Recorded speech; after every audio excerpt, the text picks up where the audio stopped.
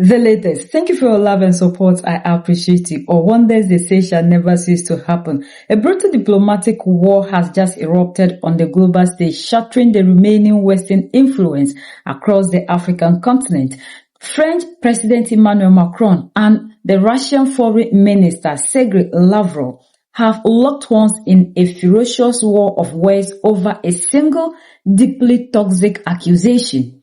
Who is the true colonizer of Africa in the 21st century? The clash reached a boiling point during the African Forward Summit in Nairobi, Kenya. Standing before a global audience, the President of France, Emmanuel Macron, sought to launch a dramatic strategic reset for French diplomacy following the humiliating total collapse of Francophonie in the Sahel region.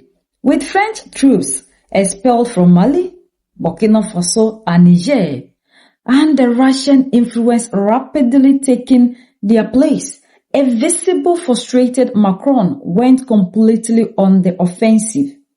In a statement that immediately went viral and ignited furious backlash across the continent, Macron proclaimed that France represents the true Pan-Africanists. He then turned his sight directly on Moscow, boldly branding the Russian Federation as the real colonizer of the 21st century in Africa. Macron claimed that the Russians' expanding footprint in Africa is not built on genuine partnership, no, but on an imperialist war for influence driven by disinformation, mercenary deployment, and predatory extraction that leaves African population worse off.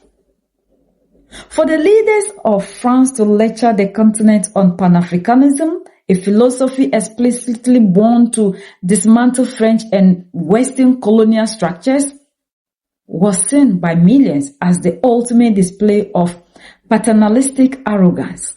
The response from Moscow was swift, lethal, and completely unapologetic. Following a BRICS foreign ministers meeting, Russian Foreign Minister Sergei Lavrov stood to the podium to deliver a masterclass in diplomatic relations, ripping into Macron's statement with historic precision. Lavrov did not mince words, stating flatly that the French president was simply judging others by his own yardstick. He looked directly at the global press and delivered a devastating rhetoric blow. Who, if not the French, should know what real colonialism is and who real colonizers are? Lavrov then brought the world back to history to expose the enduring mindset of the European imperialism.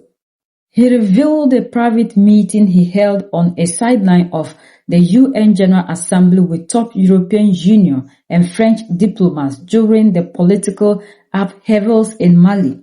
According to Lavrov, the French delegation openly complained about Russia's security support for the new African government, arrogantly telling Moscow that the Sahel region and Africa in general belongs to the zone of the European Union. I don't see people rejecting France. I don't see it wherever I go. Wherever I go for walking or for runs, I meet people. No one speaks like that. But you do see it online. In West Africa. Yes, online, but you need to be quite clear that there are some people from the youth who are pushed by these activists, these online activists, who are relaying narratives that are being created by foreign powers, the true colonizers of the 21st century, like Russia and the others. So what we need to do is get back to facts and to say that there is no reason to not like France today. But what I want to say about monetary policy, it's up to West African leaders to make the decisions. I've said, look, all the options are on the table. I've taken on my share of responsibility for our side of the discussion. I asked Mr. Severino, in whom I have great faith, to go out and meet with these leaders to create a new momentum. In the meantime, there were many issues, COVID, war in Ukraine, and all of the fallout from that. So now what I'm waiting for is from them to really take this forward. I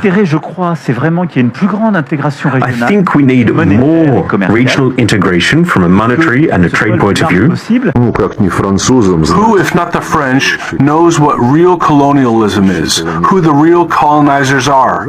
About 5 years ago, when changes were taking place in the Sahel countries, particularly in Mali, I participated in the UN General Assembly. I had a bilateral meeting with Joseph Borrell, who at the time was playing the role of Kaya Kallas, and the French Minister of National Affairs was with him.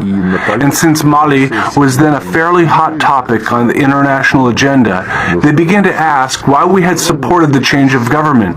And among other arguments, I said that the new government had approached us for help in reforming or strengthening their security structures. We responded to their request, but in response my interlocutors said, well, you know that the Sahel and Africa in general is our zone, the European Union's. I replied that I didn't know. I know there were colonial possessions there, but then you declared political independence and ended colonialization. There are special UN resolutions. I've never read anywhere that former colonies were permanently assigned to you as countries where others have no right to meddle. But that was their philosophy, so it's probably ingrained in our French colleagues, and they measure everyone by their own yardstick. Lavrov recounted his fierce rebuttal to them, stating that while he knew these lands were once bloody colonial possessions, the UN had long ago passed resolution declaring their absolute political independence.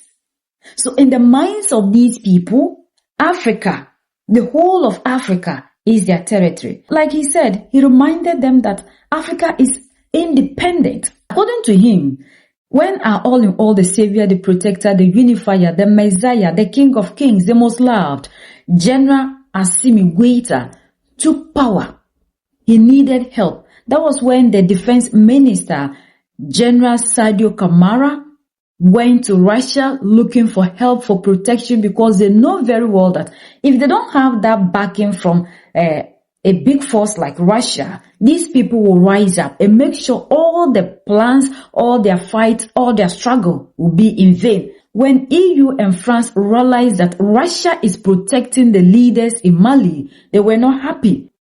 That was when they told Russia that this is their area, it is their territory.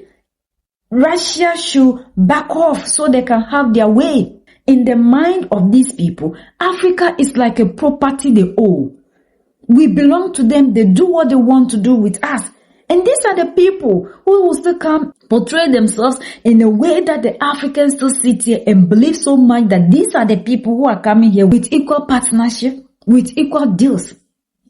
Like the president of Botswana's Duma Boko said, and they have to work with them in equal terms. They, like you deal with your country in the real world, things do not work. These people don't see you as equal partners.